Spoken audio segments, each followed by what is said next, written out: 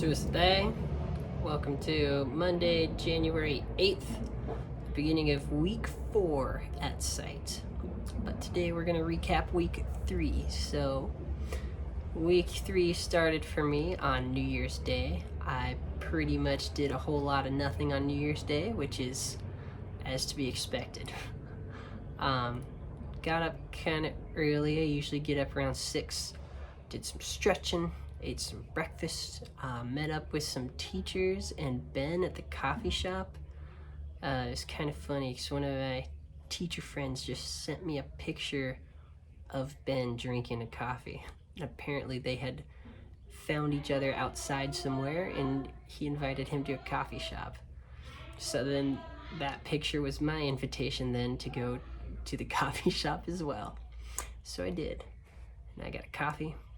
And pretty much the rest of the day, I didn't do anything else. I just relaxed, which was fine because the next day was my first day of teaching, which was good. I was really excited to get in there and start teaching. I always feel a little sense of anxiety before I teach. Like there's just like this nervousness of like, what if I do the lesson wrong? Or like, I don't know what it is.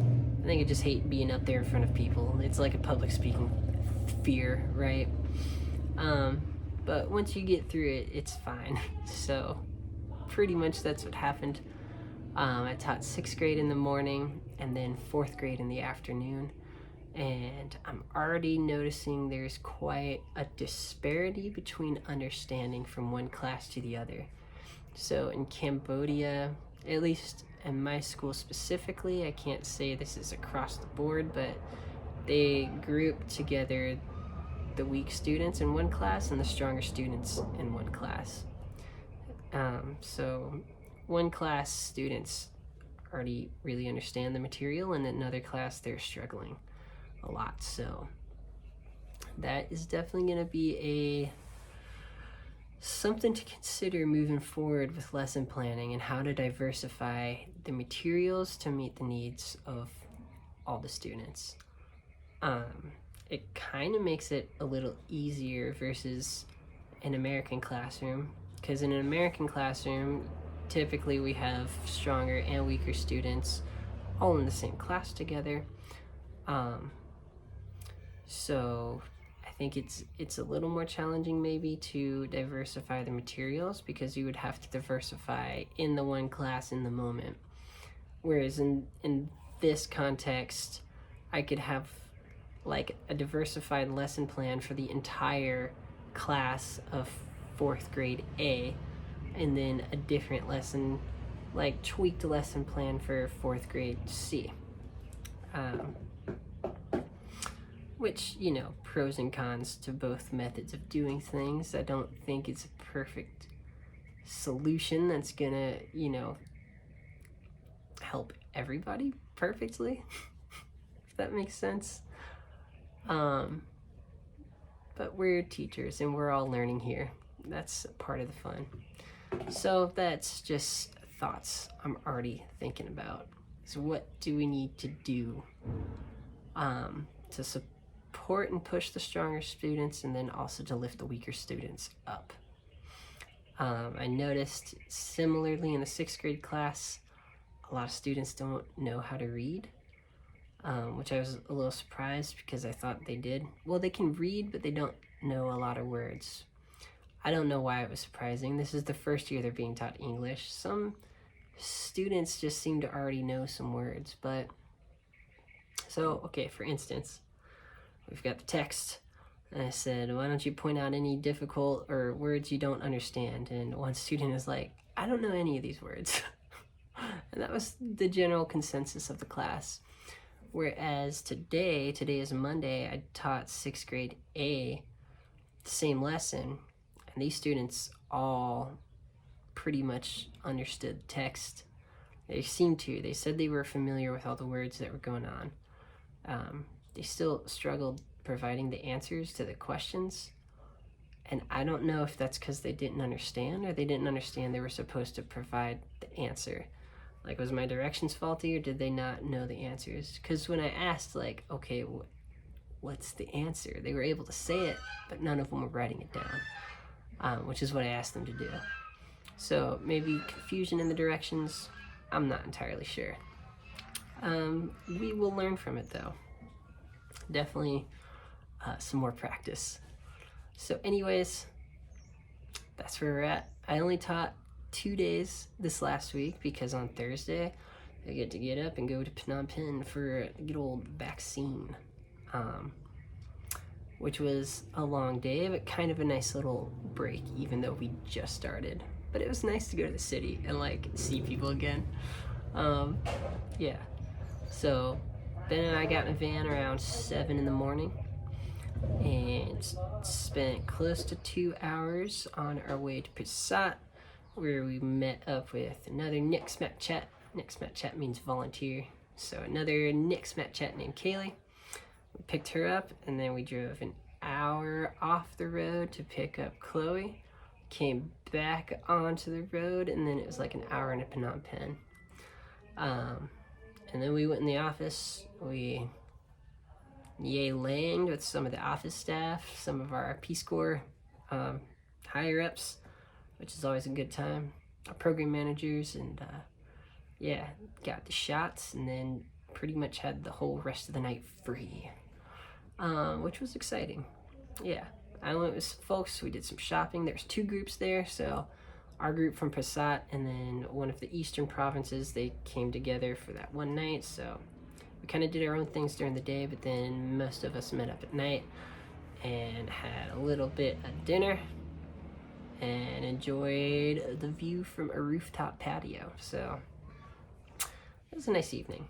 And then I went with 2 of the other volunteers and we just walked around the city for a little late night adventure. And then, well, late contextually, it was like maybe 10 to 11, so later than anything I'm doing out here in the province, because I am in bed at 9 o'clock pretty much every night. So yeah, 10 to 11 was a late night.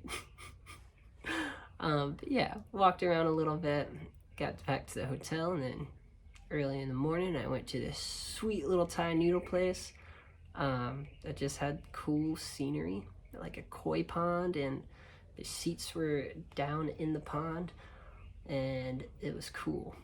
I had breakfast there, and then we went back to the Peace Corps headquarters and got on a bus, a van, and did the same thing in reverse all the way home. Yeah, so that was Thursday, Friday.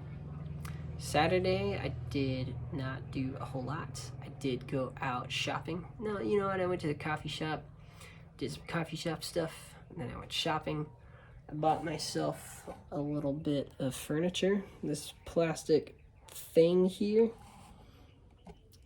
which was like $6. It's slowly coming together. My mom bought me this shelf back here. And yeah, I got one of those clothes baskets. I'd like to print and hang some pictures in my room. I think that sounds nice. Yeah, otherwise I don't know what else I can do much for furniture. I probably need a fan too. But piece by piece, the glow up is happening, that's for sure. So that was my Saturday, and then Sunday I went to the farm again. So this time I went to the farm and helped balk some corn. So balk is like opening things. So we were opening the corn and basically making this one pile into this other pile. So did that for a few hours in the morning, and then my family made some lunch while we were out there on the farm, and then they told me to lay in a hammock for a little bit. And I laid in the hammock for an hour, and then they all went back to work and they told me to keep laying in the hammock. So I laid in the hammock for 3 hours straight, which was really nice. I took a little nap. It's just so nice to be out in nature. And there's like cool breeze. It was under a shady structure looking out over the mountains. So I enjoyed that evening. Then I came back and I went and met up with Ben at the soccer game and 2 of my other teachers, and then they invited me to go to another person's birthday party, so I did. And the guy spoke really good English. He was from Phnom Penh originally, and then he moved out here to start a KTV business. And he's turning 40 something, from what I understand. And it was good. We ate a bunch of seafood. Someone was cooking shrimp and lobster on a grill, and basically it was just like, move a plate full to the table, everybody eats, get another plate full, move it to the table. So yeah, it was fun. And because he spoke English, I was able to have like a pretty decent conversation with him. I mean, he spoke like good English. He introduces his friend. He's like, this guy right here, he's my best effing friend. And I was like, all right, this guy knows his English. He's saying swear words. That is an indicator of how much of the language you really know, I suppose. Yeah, so that was that night. That was my week. Talked with my family a little bit Sunday morning before going to the farm, and then otherwise just got home and relaxed last night. So that is the end of week 3. We're moving into week 4, my first real week of teaching, except actually I don't have school tomorrow. I just found out today. There's a teacher meeting apparently, and I don't have to come. So looking forward to a day off again. I'll talk to you guys next time. Thanks again for tuning in. Akun, and enjoy the week.